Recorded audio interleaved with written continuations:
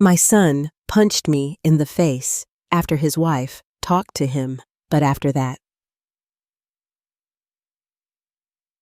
I'm Suzanne, 67 years old, and a retired teacher from coastal Maine.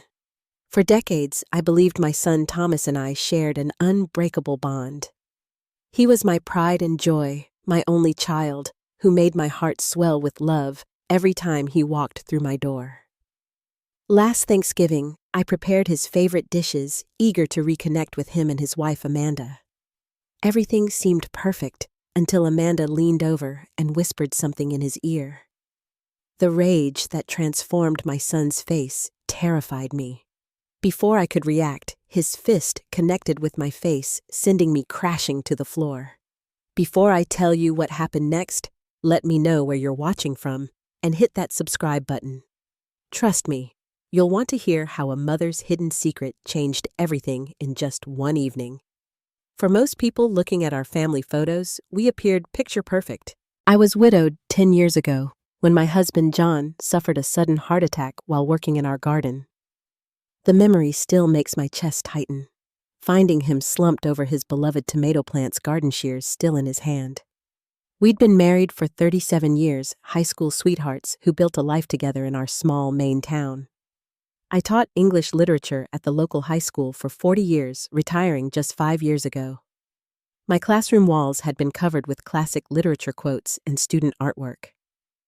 I'd always felt teaching was my calling, second only to motherhood. Thomas was our only child, a miracle baby who came after 5 heartbreaking miscarriages. The doctors had nearly convinced us to stop trying when I finally carried him to term. From the moment they placed him in my arms, Thomas became my world. I poured everything into raising him. My love, my hopes, my dreams.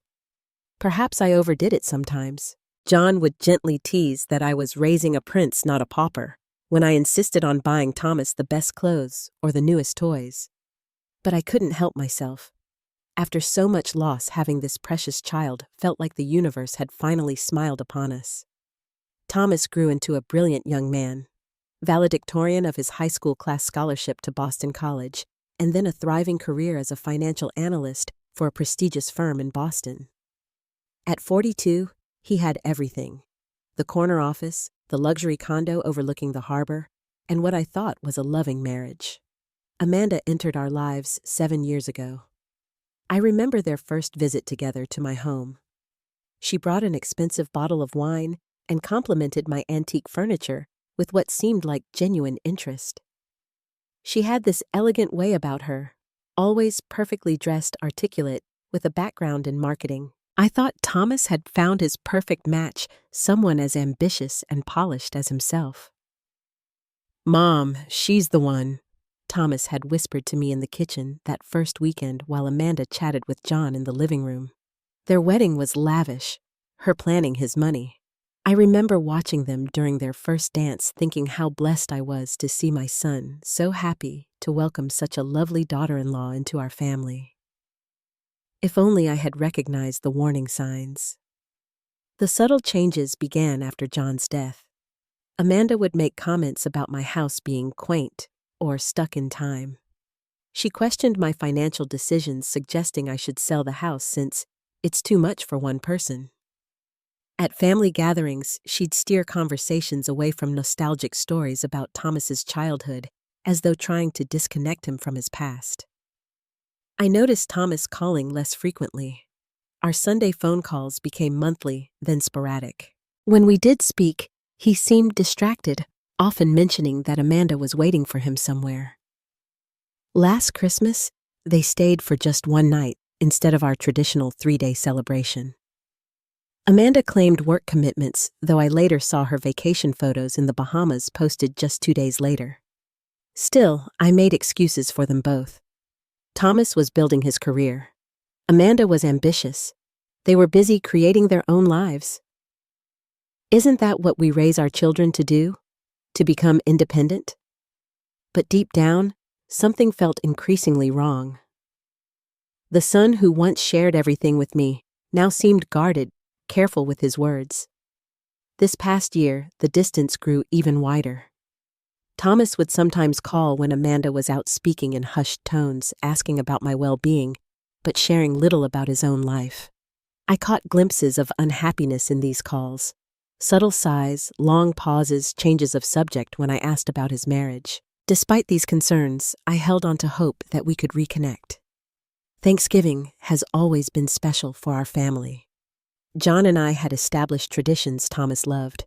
Homemade cranberry sauce from berries we picked together. Corn pudding from my grandmother's recipe pumpkin pie with cinnamon whipped cream. I sent Thomas a heartfelt invitation, and to my delight, he accepted immediately. I spent 3 days preparing. I cleaned every corner of the house, polished the silver, and even repainted the guest bathroom. I wanted everything to be perfect. Most importantly, I decided to use my mother's china set. Delicate hand-painted dishes with blue flowers that had been passed down through 4 generations. These dishes only appeared for the most special occasions. The morning of Thanksgiving, I woke before dawn. The turkey had been brining overnight, and the house already smelled of sage and rosemary. As I worked in the kitchen, I played the old records Thomas loved as a child, Ella Fitzgerald and Louis Armstrong. I hummed along, imagining Thomas walking through the door, giving me one of his big bear hugs, telling me how much he'd missed me. In those quiet morning hours, surrounded by the tools of nurturing, wooden spoons worn smooth from years of use, recipe cards stained with butter fingerprints, the heavy cast-iron skillet that had belonged to my mother, I allowed myself to believe that food and love could bridge any gap. That by sundown, whatever had come between my son and me would begin to heal. I didn't yet understand that some distances can't be crossed with comfort food and warm memories. That sometimes the very foundations of relationships are built on ground that can suddenly shift and crack open without warning. As I arranged fresh flowers on the dining table and placed name cards at each setting, I had no idea that by evening, every carefully preserved family heirloom tradition and relationship would be at risk of shattering beyond repair. Thomas and Amanda were scheduled to arrive at 2 o'clock, but my doorbell didn't ring until nearly 3:30. Through the window, I saw them arguing in their car before approaching the house. Amanda was gesturing emphatically, while Thomas stared straight ahead, his jaw clenched. When they finally reached the porch, however, they were wearing matching smiles that didn't quite reach their eyes. "Sorry we're late, Mom," Thomas said, giving me a quick hug. "Traffic was terrible leaving the city." Amanda leaned in for an air kiss near my cheek. "Your house looks—" She paused, glancing around. "Exactly the same as always. There's something so steadfast about never changing anything, isn't there?" I chose to hear it as a compliment, though I knew it wasn't. "Well, some things are worth preserving," I replied, leading them into the living room where I'd prepared a cheese board and mulled cider. As I poured the warm cider into mugs, I noticed Thomas avoiding eye contact with me. His shoulders were tense, and he kept checking his watch. This wasn't my animated, engaging son who typically filled holiday gatherings with stories and laughter. "The house smells amazing, Mom," he said, though his tone was flat. "You've been cooking all day." "Since yesterday, actually. I wanted everything to be special." I handed him his favorite childhood mug, the one with sailing ships that John had brought back from a business trip to Newport. As we settled into the living room, Amanda positioned herself between Thomas and me on the sofa.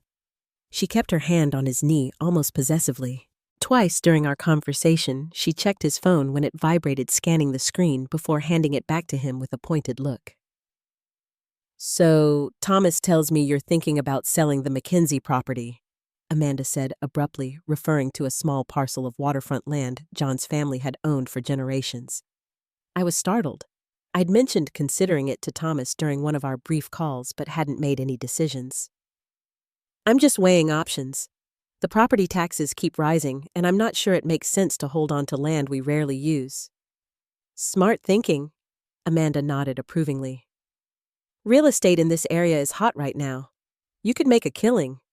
Our friend Patrick is a realtor who specializes in luxury waterfront properties. I can have him call you."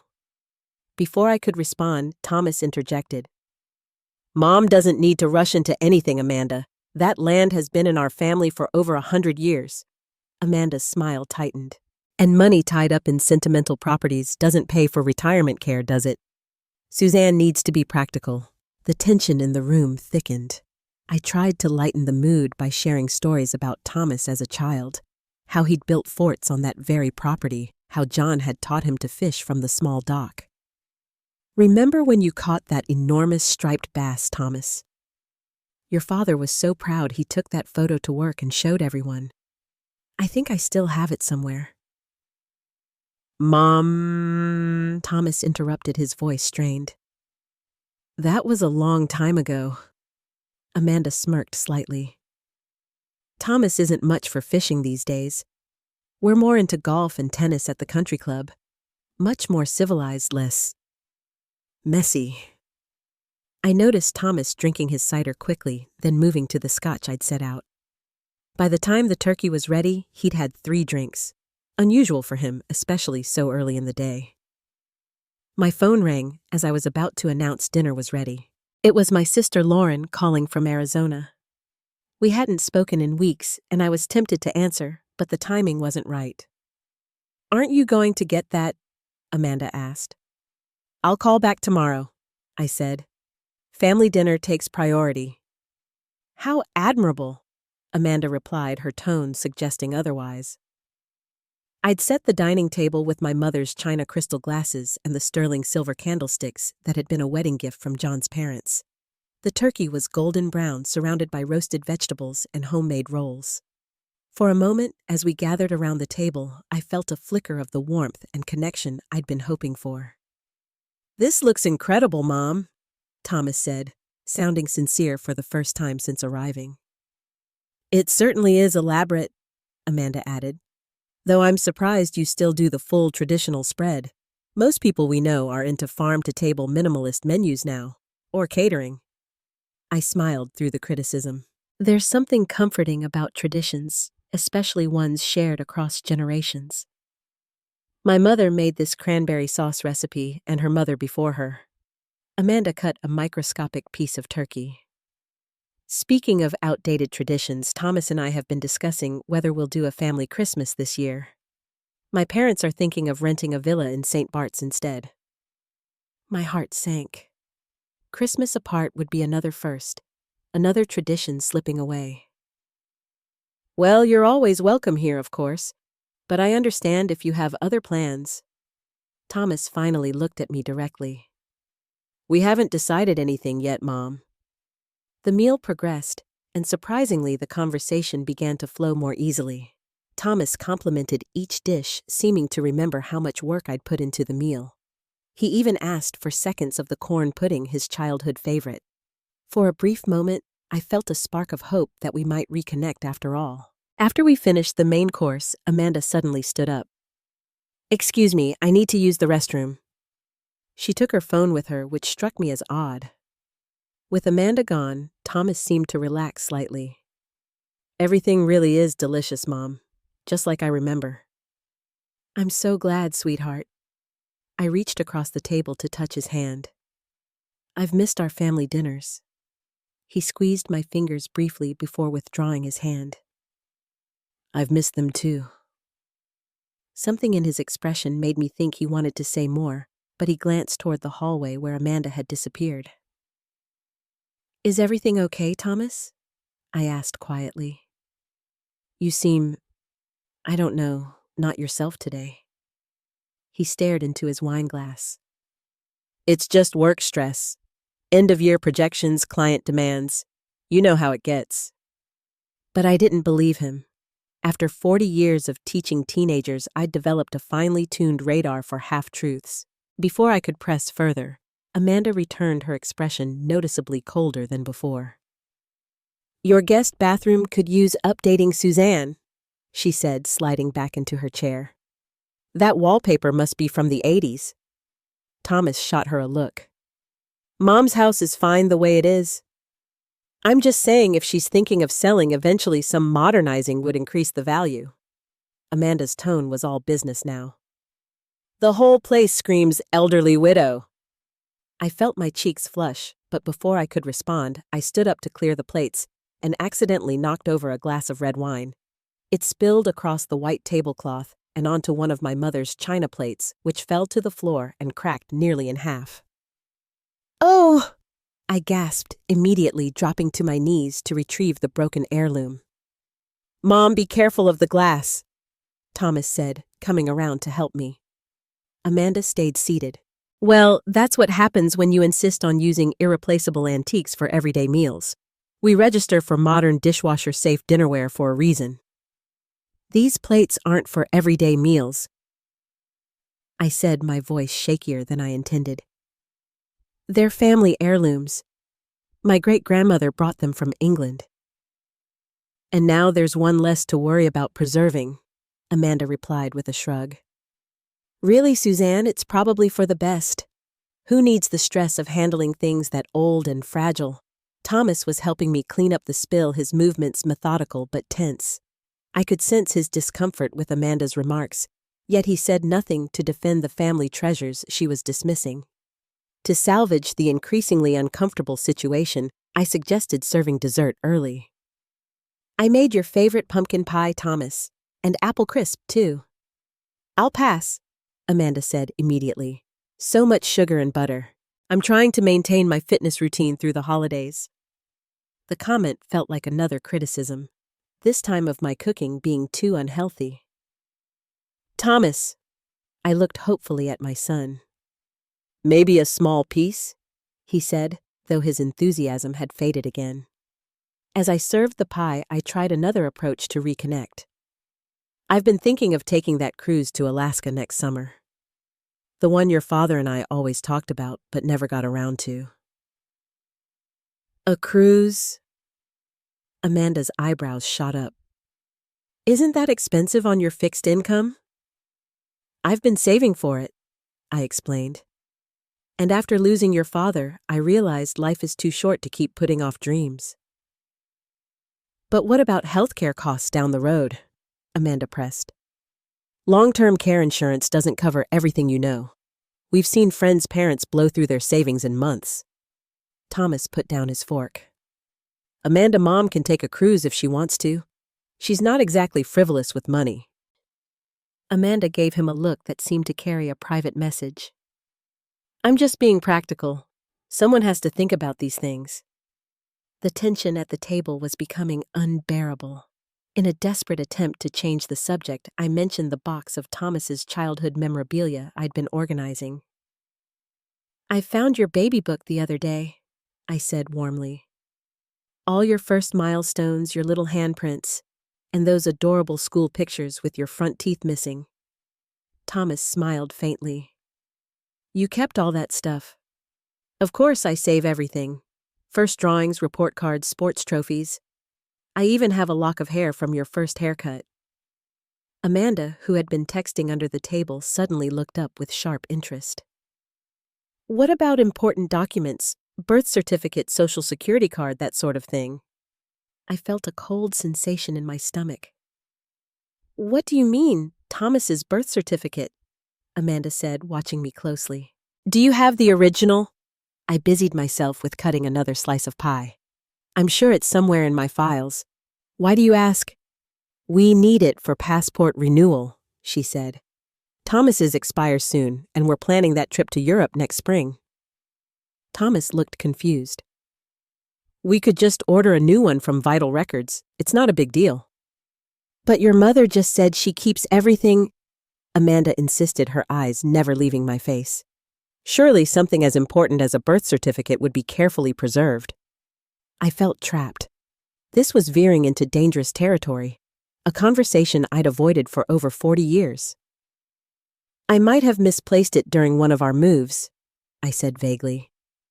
"Like Thomas said, you can easily order a replacement." Amanda's expression was predatory now.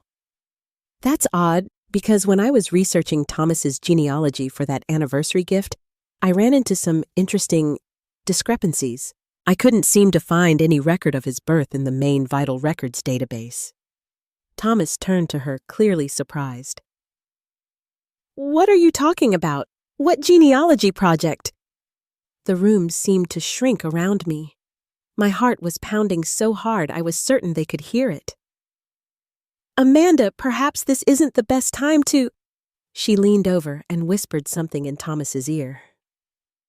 I couldn't hear the words, but I watched my son's expression transform from confusion to disbelief to rage in a matter of seconds.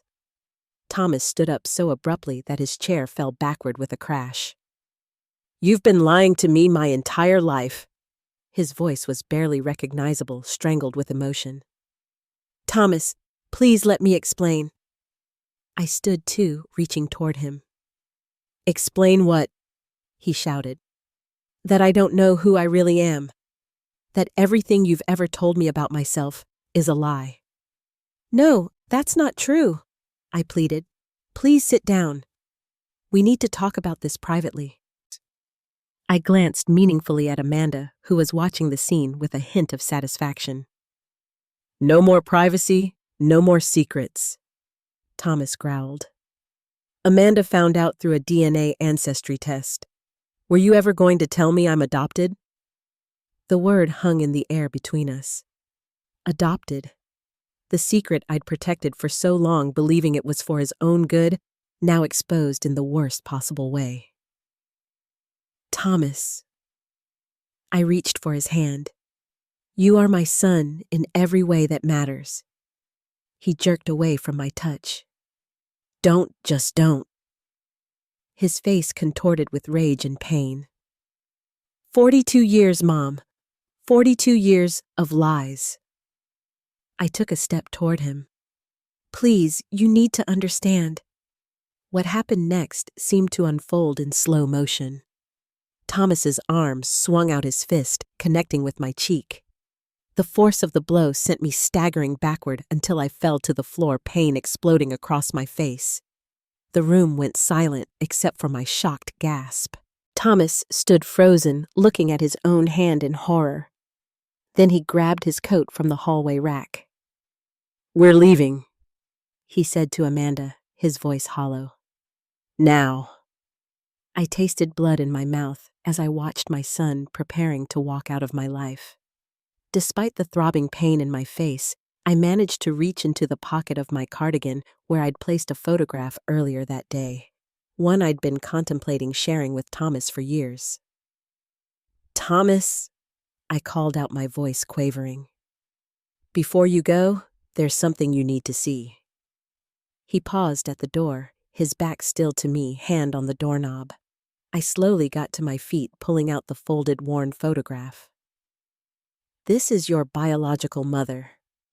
Thomas turned partially still, seething, but unable to resist looking. I held out the photo, a young woman with his same hazel eyes, his same dimpled smile when she laughed. "Her name was Marie," I said softly. "Marie Collins, my younger sister." Thomas's hand fell from the doorknob. His entire body seemed to freeze as he processed my words. "Your sister—" Amanda tugged at his arm. "Thomas, she's just trying to manipulate you. Let's go." But Thomas couldn't move. He was staring at the photograph, seeing the undeniable resemblance to himself. "That's impossible," he whispered. "If she was your sister, then why would you—" I gingerly touched my lip, feeling it beginning to swell where he'd struck me. A small trickle of blood ran down my chin, but I paid it no mind. "Because she asked me to. Because she couldn't care for you herself. Because I loved you both too much to let you go to strangers." Thomas took one halting step back toward me, then another. Amanda remained by the door, her face a mask of frustration. "Marie was 16 when she got pregnant." I continued, my voice growing stronger as I finally spoke the truth I'd carried alone for decades. "Our parents were strict, old-fashioned. They wanted her to give you up for adoption through an agency, no questions asked." I carefully wiped the blood from my chin with a napkin. "But Marie couldn't bear the thought of never knowing where you were, who you'd become. And I couldn't have children of my own. John and I had been trying for years." Thomas sank into a chair, still clutching the photo. So you took me. We adopted you legally, I clarified. Marie gave her consent. Our parents were against it at first, worried about the scandal in our small town. But eventually they agreed it was the best solution. You would stay in the family, and Marie could still be part of your life.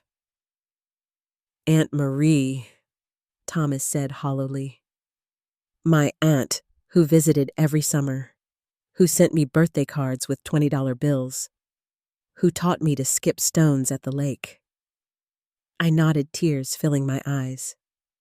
She loved you so much, Thomas. We agreed never to tell you the truth because we didn't want you to feel abandoned or unwanted. Marie worried you'd think she didn't love you enough to keep you. But the opposite was true. She loved you so much she wanted to give you stability, a father, a prepared home. She died when I was 15, Thomas said, the realization dawning in his eyes. Cancer. Yes, I confirmed. Ovarian cancer. It was aggressive, took her in less than a year. Before she died, she made me promise again never to tell you, to let you remember her as your loving aunt, not as a teenager who couldn't raise you herself. Thomas ran his hands through his hair, his breathing uneven. Who was my father? She never told anyone, I said gently. Not even me. A boy from another town, she said. Someone who moved away before she even knew she was pregnant. Amanda, who had been uncharacteristically quiet, suddenly interjected. This is quite the performance, Suzanne. Convenient how this story makes you the hero and gives Thomas no way to verify any of it. Thomas's head snapped up, looking at his wife with newfound clarity. You knew about this. For how long? Amanda crossed her arms defensively. I got the results from the ancestry test 3 months ago. I was trying to create a family tree as an anniversary present. 3 months, Thomas repeated. You've known for 3 months that I was adopted and said nothing to me. Instead, you waited to drop this bomb at Thanksgiving dinner. I was trying to find the right time, Amanda protested, but her eyes shifted away from his. I watched as Thomas processed this new betrayal. No, you were waiting for the most dramatic moment, the moment that would hurt the most. Amanda's facade cracked slightly. I thought you deserved to know the truth about your mother's deception. She's been controlling your life with lies. And what exactly were you hoping would happen? Thomas asked, his voice dangerously quiet. I just thought, with the property decisions and her increasingly poor financial choices, Amanda stammered. You thought I'd cut ties with her, Thomas finished, understanding dawning. You thought if I discovered this secret, I'd be so angry that I'd walk away completely. And then there'd be no more family loyalty standing between me and selling that waterfront property. No more supporting my mother's retirement dreams. No more inheritance being wasted on cruises instead of being saved for us. Amanda's silence confirmed his suspicions. Thomas turned back to me, his eyes filled with conflicting emotions. Do you have any proof of this? That Marie was my biological mother? I nodded slowly. In my bedroom closet, there's a fire safe. The combination is your birthday. Inside, there's the original adoption paperwork. And letters. Letters Marie wrote to you over the years in case someday you learned the truth. I could never bring myself to destroy them, even though she asked me to. Thomas's shoulders slumped, the weight of 42 years of hidden truth pressing down on him. I hit you, he said, his voice breaking. I actually hit my own mother. You were shocked, angry.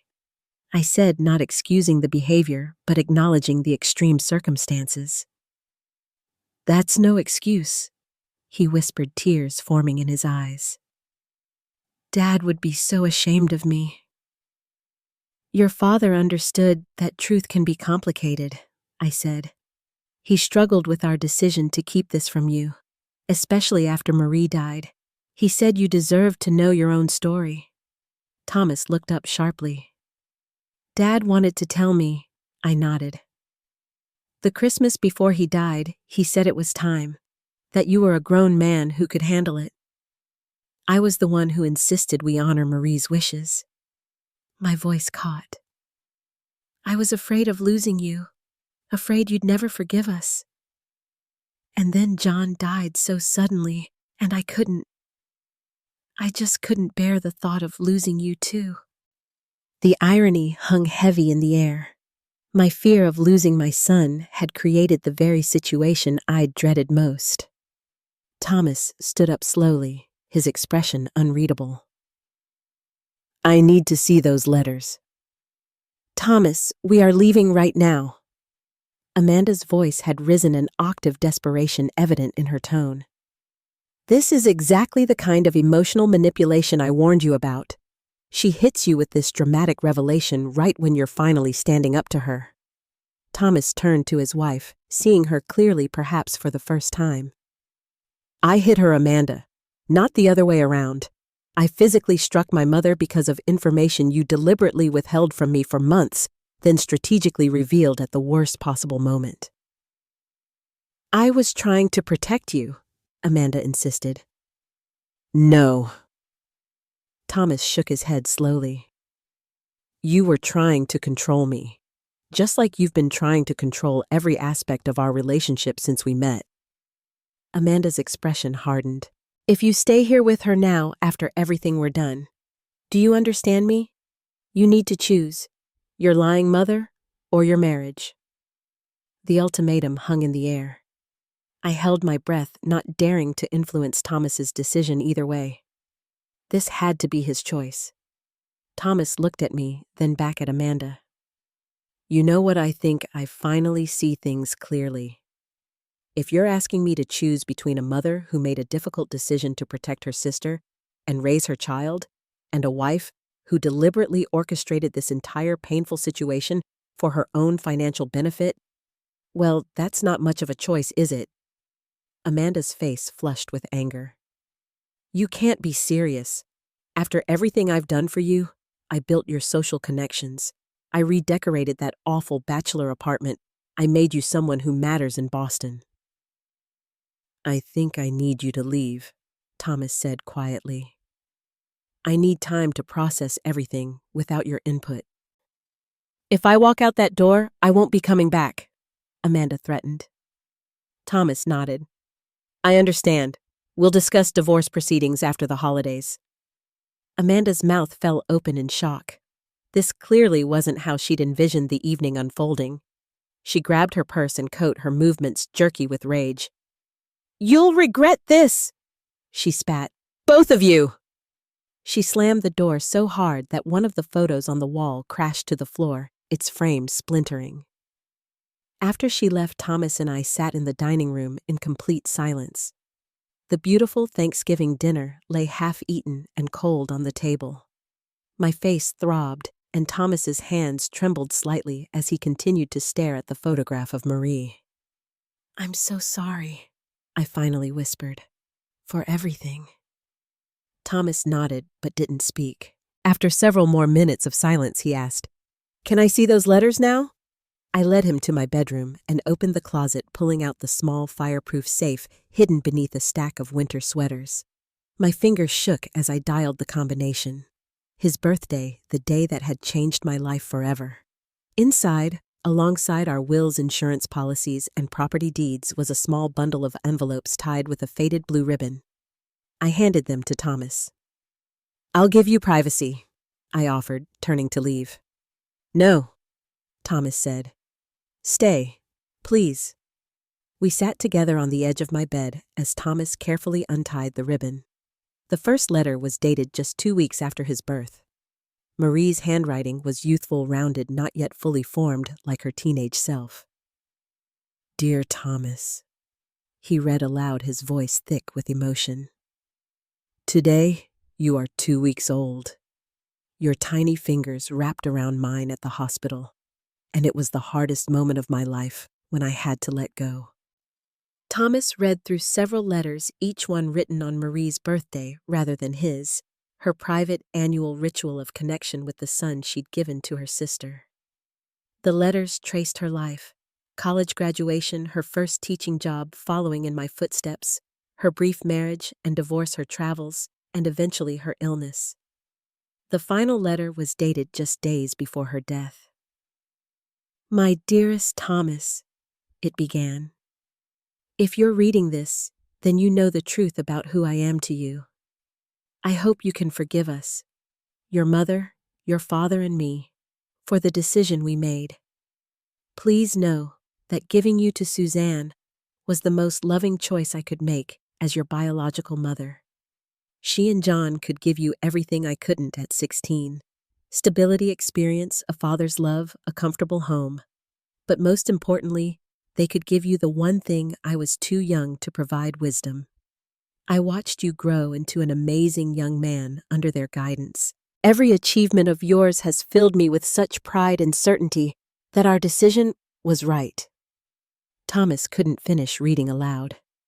His shoulders began to shake with silent sobs. I hesitantly placed my hand on his back, and to my surprise, he didn't pull away. "I look so much like her," he finally said, staring again at the photograph. "How did I never notice?" "People see what they expect to see," I said gently. "And you have John's mannerisms, his way of thinking. Nature and nurture both shaped you." Thomas looked at me, really looked at me, taking in my swollen lip and the bruise forming on my cheek.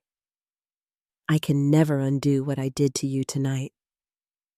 "We can't undo the past," I agreed. "Any of it, but we can decide what happens next." Thomas carefully folded the letter and placed it back in its envelope. "I need some time to process all this. It's overwhelming." "Of course," I said, trying to mask my disappointment and fear. "You can stay here tonight if you'd like, or I can call you a cab." "I'm not going anywhere," Thomas said firmly.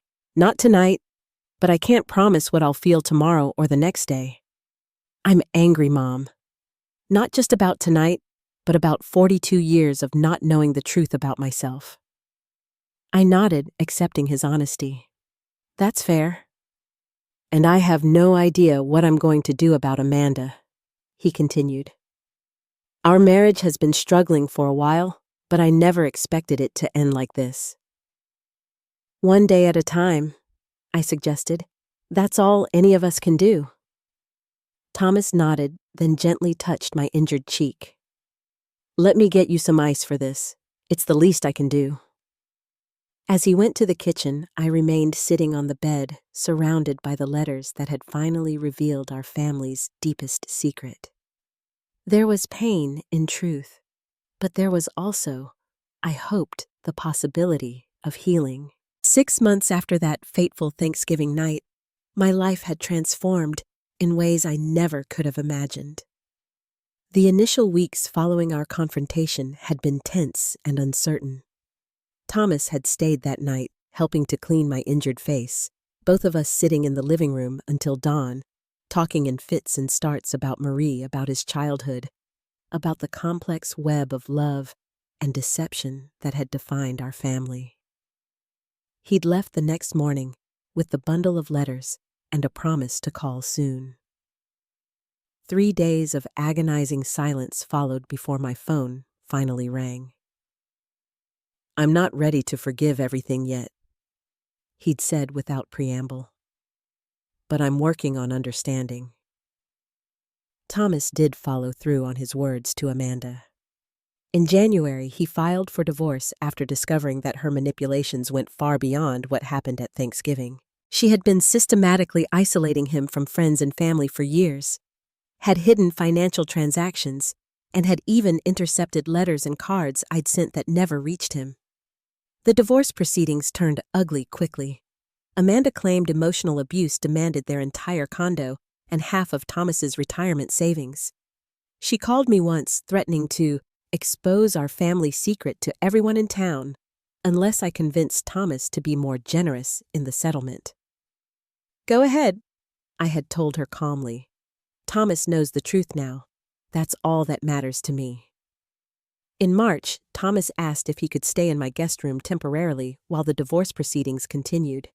Amanda had made living in their shared condo unbearable, and hotels were draining his finances with legal bills mounting. Having him back in my home was both wonderful and awkward. We moved around each other carefully at first, both hyper-aware of the history between us, both still healing from wounds inflicted. But gradually, new patterns emerged. We began cooking dinner together some nights. He helped me reorganize the attic. I gave him space when he needed to work or process his emotions. One evening in April, I found him in the living room, looking through old photo albums. "Marie took this one," he said, pointing to a picture of himself at age 7, proudly holding a large fish on the dock at the Mackenzie property. I remember that day so clearly. Dad had been trying to teach me to cast properly all morning. I was getting frustrated, ready to quit. Then Aunt Marie, my biological mother, suggested we take a break for lunch. When we came back, she told me a story about a fisherman who became a hero by catching a magical fish that could grant wishes. I was so captivated by the story that I forgot to be frustrated. 10 minutes later, I caught this monster bass. "She always knew how to reach you," I said softly, "even when John and I were at our wits' end." "You were different with me," Thomas observed. "More cautious, more protective." "I was terrified of making mistakes," I admitted. "You were this precious gift I never thought I'd have. Marie had such a natural way with you. She wasn't afraid of messing up." "Because she didn't carry the primary responsibility," Thomas suggested. I nodded. "Possibly. Or maybe she just understood you in ways I couldn't. Nature, connecting to nature." We had many such conversations over the months he stayed with me. Sometimes painful, sometimes healing, always honest. The anger and betrayal he felt gradually transformed into a more complex understanding of the choices made before he was old enough to remember.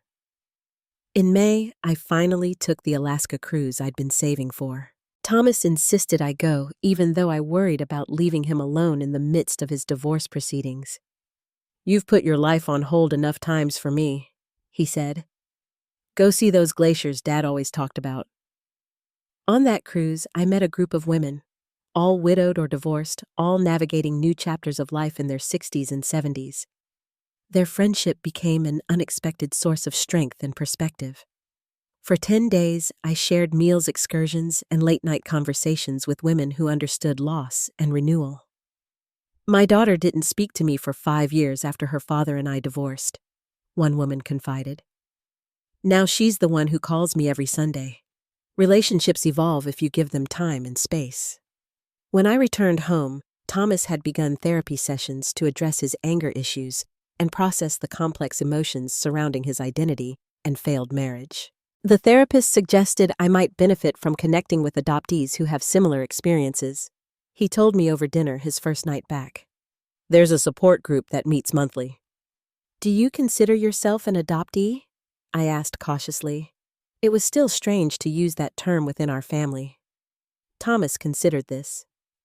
"Legally, yes. Emotionally, it's complicated. You've always been my mother in every way that matters. But I'm also curious about the genetic heritage from Marie and my biological father, whoever he was." In a gesture that brought tears to my eyes, Thomas suggested we visit Marie's grave together on Memorial Day weekend. We brought flowers, lily of the valley her favorite, and stood side by side at the simple headstone. "Marie Elizabeth Collins, beloved teacher, sister, aunt, 1954, 1997. "It doesn't say mother," Thomas observed quietly. "No," I acknowledged. We were still protecting the secret even then, when Thomas knelt and traced the letters of her name. I wish I could talk to her now as an adult. There are so many questions I'd ask. "She had a best friend, Caroline, who still lives in Portland," I offered. "They were inseparable in high school. if anyone might know more about that period in Marie's life. Thomas looked up with interest. Would she talk to me, do you think? I believe she would. Marie may have kept her secret, but Caroline knew the truth. She stood by Marie through everything. That connection led to others. Thomas began reaching out to people who had known Marie, former colleagues, college roommates, neighbors. Each conversation added another dimension to his understanding of the young woman who had given birth to him, then made the wrenching decision to let her sister raise him as her own. My own healing journey included therapy sessions and the support group I joined after returning from Alaska. Gradually, I worked through the guilt I'd carried for decades. Guilt over not being able to conceive, guilt over taking my sister's child, guilt over the lifetime of secrecy. You made the best decision you could with the information and resources you had at the time, my therapist reminded me.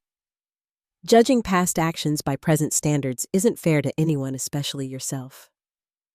Our first Thanksgiving after the revelation was a subdued affair.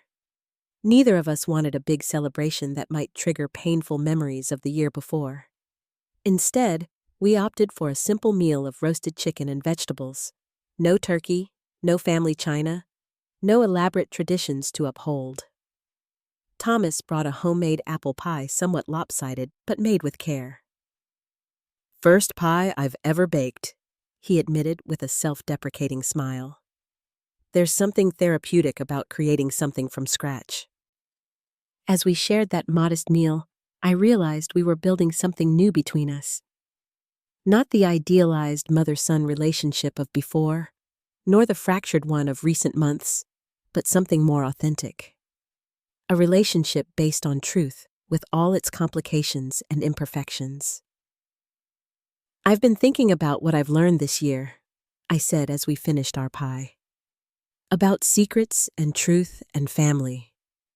Thomas looked at me expectantly. I always thought I was protecting you by keeping Marie's secret, I continued. But in reality, I was protecting myself too. From difficult conversations, from potential rejection, from having to share your love with a ghost. And I've realized something too, Thomas added. Family isn't just about biology or legal documents. It's about who shows up, who stays, who loves you through your worst moments. By that definition, you've always been my mother, and Dad was always my father, regardless of DNA. He reached across the table and gently squeezed my hand, a gesture so reminiscent of John that my heart ached with bittersweet recognition. I'm not saying I'm completely at peace with everything yet, he cautioned. I still have moments of anger about the deception, but I'm working through it. That's all any of us can do, I replied. Work through the hard parts and hope we come out stronger on the other side.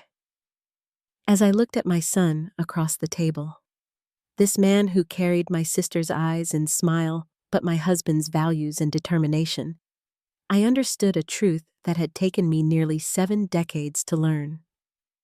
Sometimes, life's greatest bonds are formed not in perfect circumstances, but in broken ones that we consciously, lovingly repair together.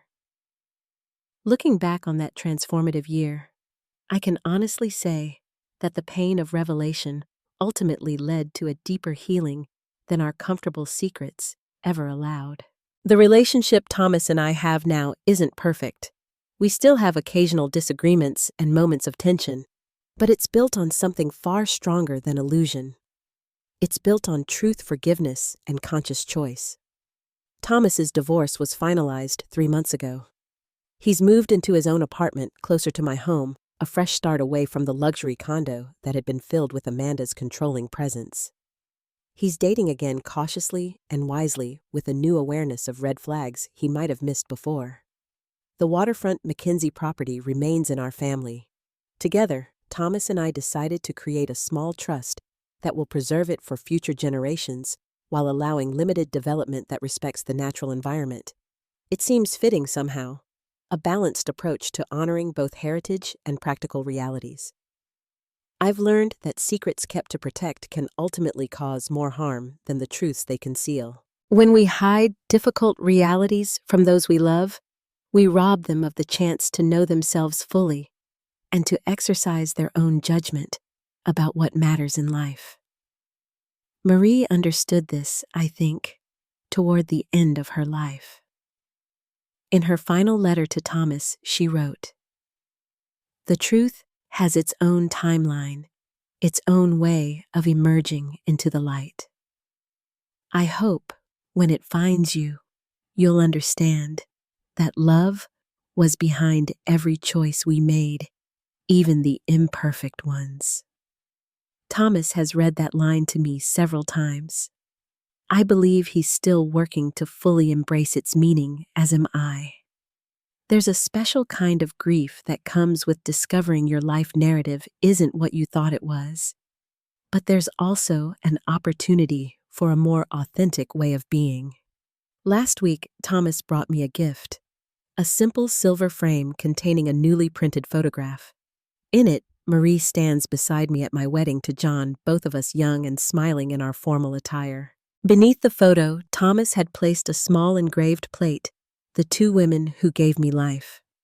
When he presented it to me, I couldn't speak through my tears. But Thomas understood. He always does now. "I wanted you to know that I've made peace with having two mothers," he said simply. "One who gave me life and one who taught me how to live it." As I placed that frame on my bedside table, I felt Marie's presence somehow, not as a competitor for my son's love, but as my sister, my co-parent, in an unconventional arrangement neither of us could have imagined when we were young girls playing house. If there's one message I hope resonates with those of you listening to my story, it's this: truth may be painful, but it's also liberating. The secrets we keep to protect those we love often become walls that separate us from authentic connection. And no relationship, however loving, can truly thrive when built on a foundation of significant untruths. I don't regret adopting Thomas. It was the greatest gift of my life. I do regret the years of secrecy, the missed opportunities for honest conversations, the burden of deception we all carried. Yet even those regrets have transformed into wisdom I wouldn't have gained any other way. Have you ever discovered a family secret that changed your understanding of yourself or your loved ones? How did you navigate that difficult terrain? I'd love to hear your stories in the comments below. Sometimes sharing our experiences helps others feel less alone in their own complicated family journeys. If this story resonated with you, please hit the like button and subscribe to hear more reflections on family forgiveness and finding truth later in life. Thank you for listening, and remember, it's never too late to build something authentic from the broken pieces of the past.